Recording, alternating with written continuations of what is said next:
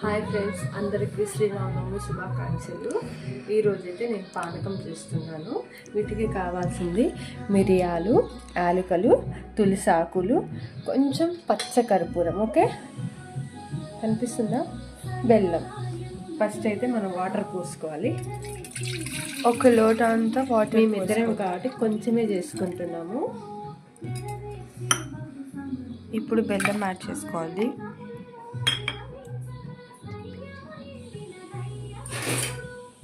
బెల్లం ఇప్పుడు కరిగేదాకా కలుపుకోవాలి.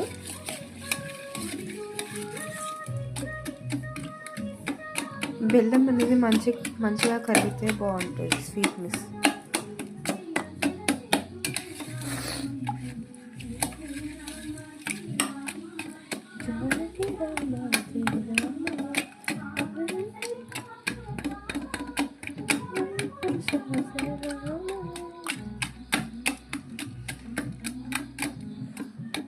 ఇది కరిగేంత వరకు మనం పక్కన పెట్టుకొని, ఓకే, అది తర్వాత నలుపుకుంటారు. తర్వాత మిరియాలు, యాలకులు. ఓకే, ఇప్పుడు తులసి ఆకులు.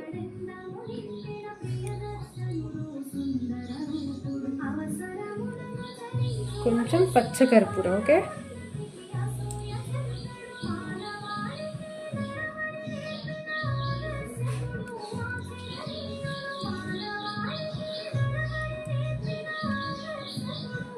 ఇప్పుడు దీన్ని మిక్స్ చేసుకుందాం.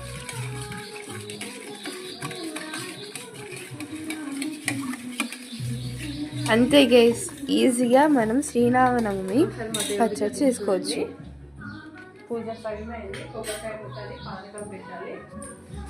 బాగుంది కదా పూజ.